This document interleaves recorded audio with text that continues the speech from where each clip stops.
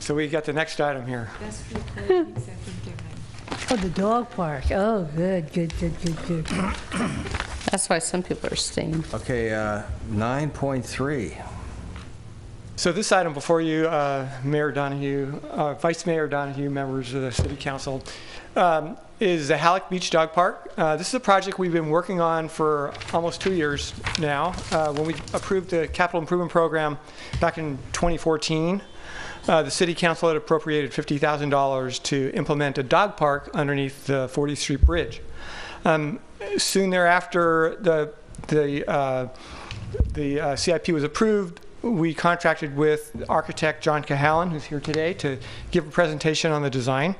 We developed a conceptual design, which we brought to both the Public Works Committee and the Parks and Rec Committee, and we took their input and comments and updated the plan to what we have here today in front of you.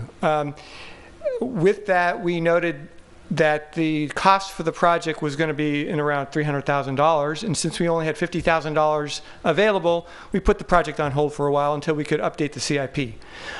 With the approval of the most recent CIP, we have $300,000 available to proceed on the project, and in addition, we just received a $25,000 grant. So there's $325,000 earmarked for this project, and we want to move the project forward. There's details of the design I'd like the architect to go over, but we've incorporated some comments, like I said, from the various committees. They're identified in your staff report. I don't know if you had a chance to read that. I've received a comment from John Bowders today by email. I think you also received that, and we can go over that. But what I'd like to do here today is ideally get approval from the City Council to move forward with our approval of the concept design so we can move forward with plans and specs. And then once we have those available, and also once we've gone through a process with the City of Oakland where we've get an understanding on the requirements to be able to build the project and to operate it, then we would go ahead and put the project out to bid. But with that, I'd like to start off by introducing John Callen. He's right here, and he can go over some of the details of the design. One of the comments we received recently had to do with the head clearance under the bridge. I think we can address that.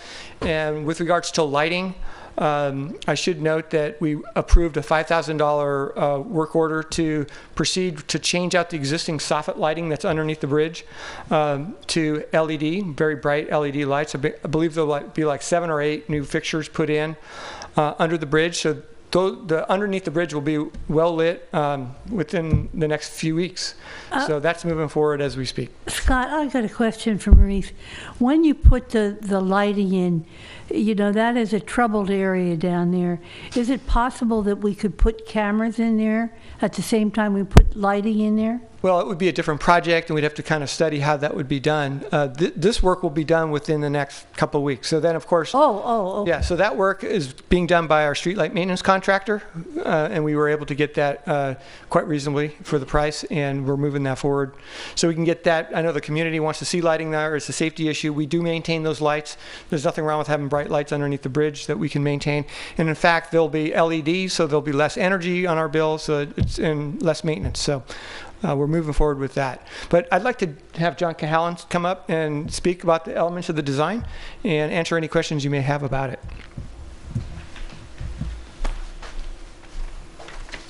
Good evening, council members. I want to start with just a brief description of the project, and then I wanted to talk about the amenities that we're proposing in the design to make this a really special place for people to bring their dogs.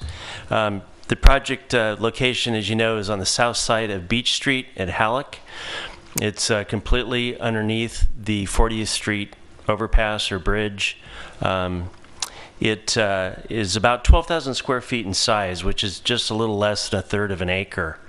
We have it divided into a small dog area, which is to the east, and a large dog area, which is to the west. The small dog area is about 75 feet by 65 feet. Or about 4,450 square feet. The large dog area is about 180 feet long by 5 feet deep, about 7,650 square feet. There is an existing walkway that bisects the park or the proposed park that runs north-south. It connects the sidewalk along Beach Street with the sidewalk at the back of the Target store. That's going to be maintained. We're going to keep that clear and open. There won't be any gates or anything like that. So you'll have clearance to walk between those two areas without any impediment.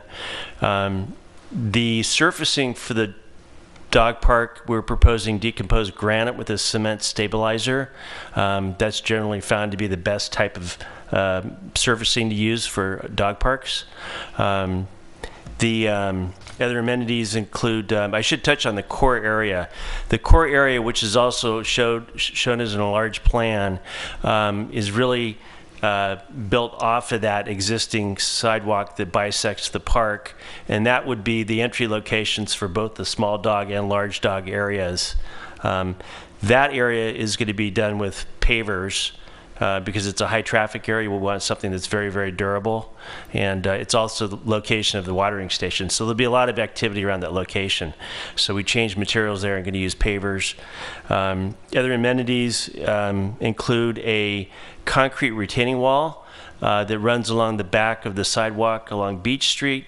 And the main reason for that was we've got a slope, kind of a severe slope right there at the back of Walk. It's about 10 feet wide for most of the length behind the sidewalk at Beach Street, and it's really not that usable as a dog park area because it's so steep. So the 18-inch high retaining wall will be able to level that area off and include that as part of both the small dog park area and the large dog park area as well. There's a 4-foot high chain link fence that surrounds the perimeter of each of those two dog areas. We've got a double gated entry system, which is good because it minimizes stray dogs or rogue dogs from running out.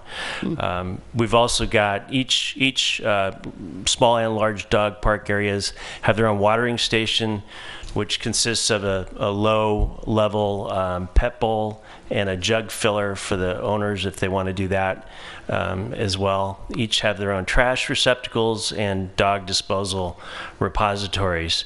The small dog area has 3 benches. The large dog area has 5 benches, so there's ample seating at each of those locations. The entire park, as Maurice mentioned, will be fully illuminated, which obviously that's going to be a really important thing to have.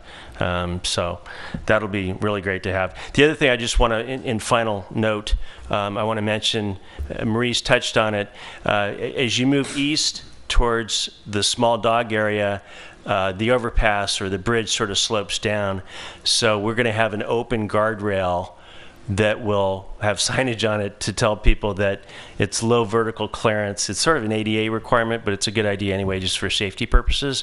And that area will be open where dogs can still run underneath there, and the owner can still go in there and get them if they have to. So we don't lose. I mean, we're making a very, very efficient use of the space. We really made it, maximize it as much as we could. So that's kind of it for the design. If you have any questions, be happy to field those. Yeah. The use of DG has come up earlier in the meeting, and I'm wondering what a person in a wheelchair or a walker would do if they want to take their dog down there. Jack brought up, I think it was Jack, the fact that wheelchairs or strollers don't do very well on a DG surface. And also the fact that DG requires much more maintenance. What do you say, Maurice? I would say with the binder, it's going to help preserve the surface quite a bit. And the other thing is a lot of the erosion that we see on the DG has to do with the rain, and this is going to be covered. Oh, by that's the right. bridge. That's true. So the amount of movement of that DG will be a lot slower. It'll take a lot more time before we have to get in there and start regrading. But the dogs can't dig it up, right? No, they can't dig it up. It's going to be a DG surface. It's not going to be super hard like concrete, but it'll have a binder in it so it'll hold it together. Oh. So even though it's covered, what is drainage like, right? Because there's water around that area. Like, is this an area that ever gets damp? Does water ever pool? Well, we have to take a close look at the bridge decks, which have down drains in them that come out near the columns. Okay. So there may, as we get into the details of the design, there may be a need to intercept some of that water and bring it to the curb. I don't know yet. Okay. Yeah. But then the red circles that say dog waste, are those the poop bags? What are those? I mean, where are those located? Where are the dispensers for those?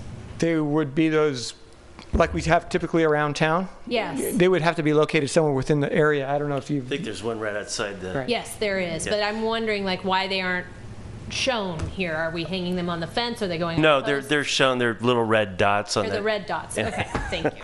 So there's one for each. Okay. I have a question whether. There's one garbage can for each. This is when we get lighting under there, and this is actively used, I can conceive of this becoming a bicycle route, a more attractive bicycle route to get through to Mandela.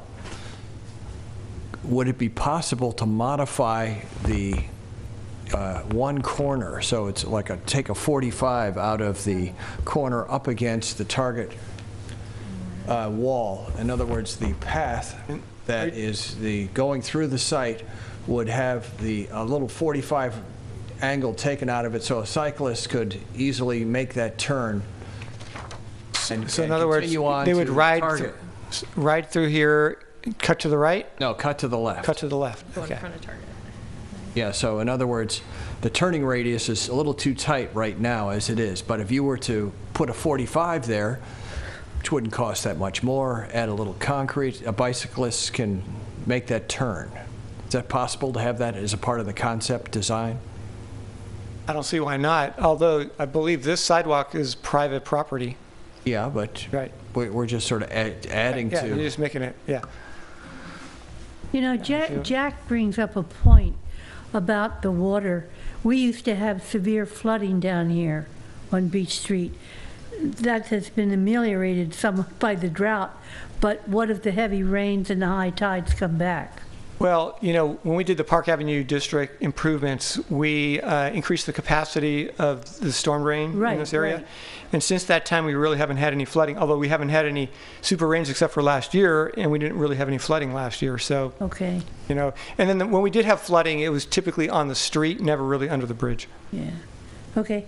Any other clarifying questions? No, I just want to say I kind of like Scott's idea of cyclists being able to use this, but I'd also just want us to think through that pretty carefully because I can imagine pedestrians and coming around that corner, and we don't want to create a conflict there. So while I like that and would be supportive of it, I would just want to make sure there's room for pedestrians and You're going to I have think people that with strollers. yeah, and with strollers. Yeah, I'm a little nervous about dogs hitting bicycles and running into bicyclists or chasing bicyclists. Well, bicyclists go on sidewalks all the time.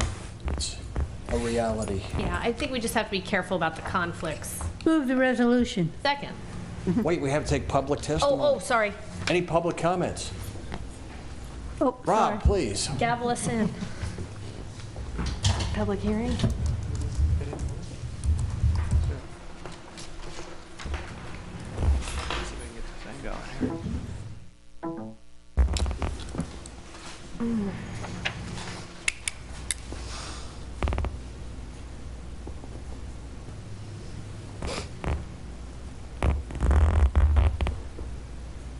The computer here.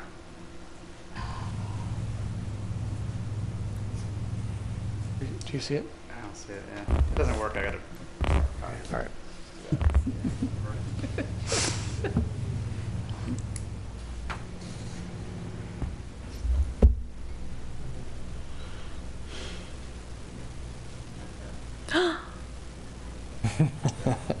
I love it. I love it. You gonna paint that?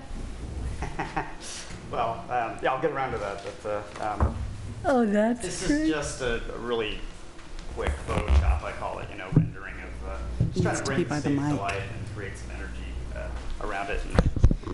Sorry. Oh, that's fantastic. I see people, get a little more enthusiastic, when you bring something to life versus a two-dimensional rendering. So I just wanted to do that.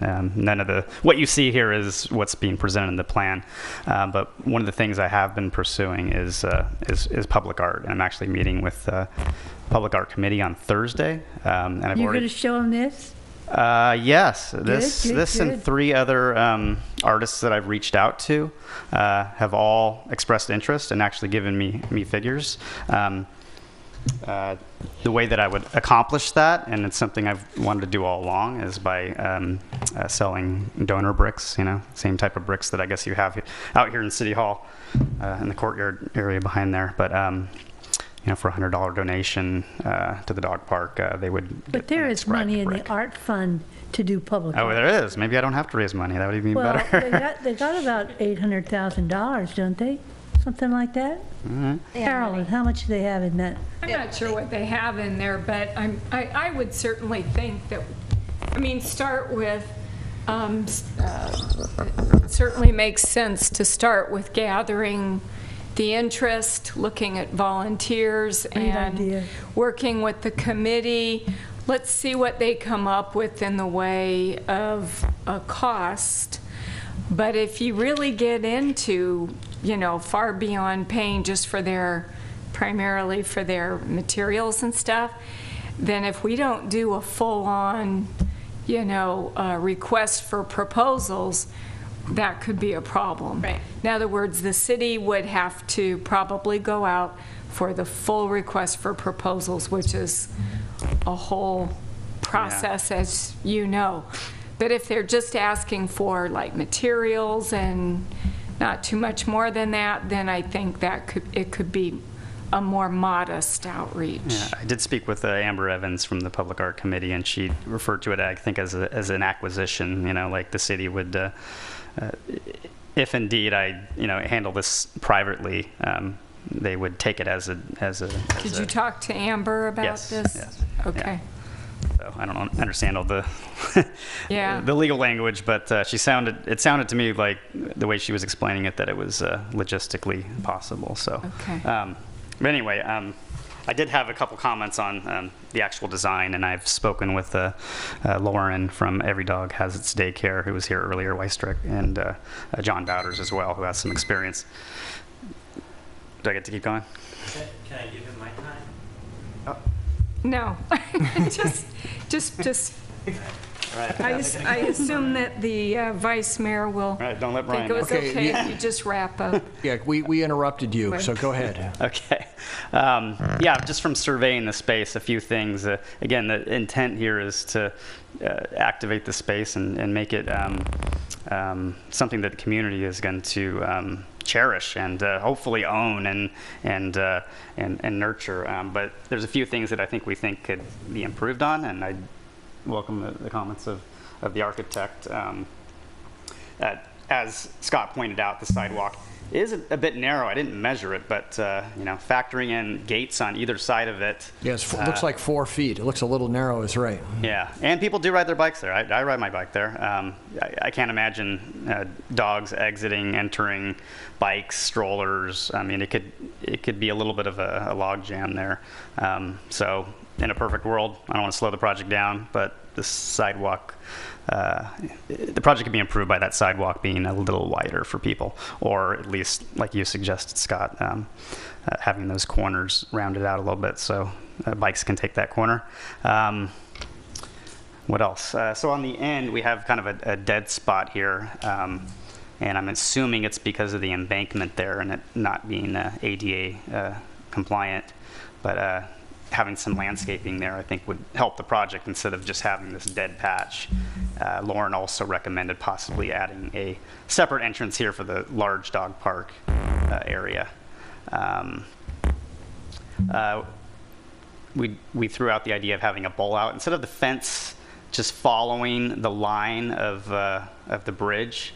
There's some foliage right here, and I got a picture in the next slide. If there's some landscaping could be done there, and maybe extending that fence around there, I think it could add to it. This, of course, is going to be the biggest challenge, the taper. And Lauren mentioned possibly creating a bank there or making it a feature so dogs could, who are running around, could bank off of it. Some kind of a tiered area. So again, that's the most challenging, I think, part of this, and hopefully we can come up with a creative solution. And of course, the path here, and I'll go to the next slide.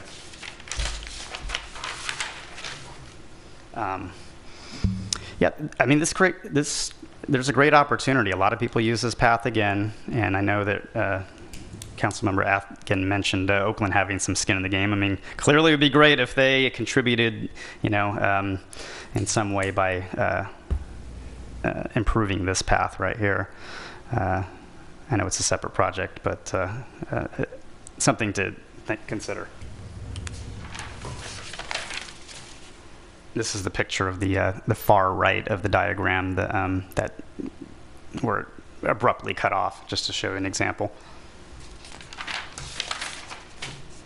So I sent out kind of an RFP to a few artists that I'm familiar with and identified the pillars and some, the basic area, so they can give me a price. And as you're familiar with, the shortest pillar is about 76 inches, and then the longest one, annotated with the number 3, is I'm estimating like 24 inches high. So clearly you would need a lift in order to paint that. So yeah, hopefully the Public Art Committee won't get mad at me for previewing these to you. This is one of the artists I reached out to. His name is Scepterhead. This is his work from a LA dog park, and he floated a figure of about $6,500 and said it would take him about 4 days to do it. So clearly this could happen like really quick if we had the money and the commitment.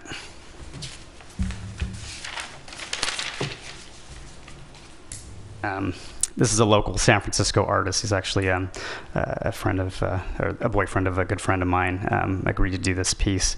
He did a very large mural in San Francisco. I think it's near one of the bus depots over there, called the System Mural Project, and he has this kind of vintage minimalist style. And I think it could be fitting, of our city, integrating some of the local monuments into it would be cool. About $6,000 he recommended. I also reached out to the Oakland Superheroes Mural Project, of course, who just completed the mural underneath MacArthur with Antonio Ramos's likeness integrated into it. Clearly, these are projects they've done many times and are familiar with. They have a process involving the community, and it's a little more thorough. And of course, the figure that they provided is pretty hefty, but I guess it would be more community involvement and probably a longer process. So those are just 3 ideas, and I'm going to present those to the Public Art Committee on Thursday. So I'll send this document for consideration to Maurice and copy you guys on it, and I hope you'll consider just some small tweaks that we can do to make this as good as we can make it. Thank you. Oh, okay, thank you. More public? Oh, I gave your time and then some to him. Okay, great. Okay, end of public testimony. Move Have a approval motion. of the resolution Second. approving the conceptual design. So can I ask for some clarification? So are we approving the concept as it is, or do you want to make some modifications? Well, the concept as being informed, I assume, by what you've heard. Right. Okay, so you want a wider path than the 8-foot Wider path and maybe rounder corners. Okay, and that okay. And landscaping on the west end. And make sure you check on the water. Outside of that, you're Outside of that, Okay, yeah. all right. free to go. And do some value engineering on top of it. Okay. Hold on a second. Oh, yeah. I was concerned too about the width of the walkway. It's only 4 feet. So I added 2 feet of decomposed granite on either side before the fence actually starts. It's actually 8 feet wide. Ideally, it'd be great to rip out the concrete, just pour new concrete, or put in pavers. I was sort of working within a budget, and I felt that was kind of the easiest solution. Yeah. So. Maybe more pavers would be in order, because pavers, by the time concrete was pavers, seems like that's a good idea to me, to add those on either side instead of the DG. So we'll go with an 8-foot wide pathway through there, and we'll widen the existing sidewalk with pavers. Sounds good. Okay. And when's this going to be done? Well, next steps, we have to work with the city of Oakland. We have to work on maintenance agreement potentially, and then operational questions. Oh, Lord. So, Okay, we have a motion and a second. Nora did the second. Nora, will you also do the motion? No, I did. did the motion. Okay, Ruth did the Ruth did the motion. I'm motion. sorry. Call the question. Yeah. Councilmember Asher? Aye. Councilmember Atkin? Aye. Councilmember Davis? Aye. Vice Mayor Donahue? Aye. And Mayor Martinez is absent.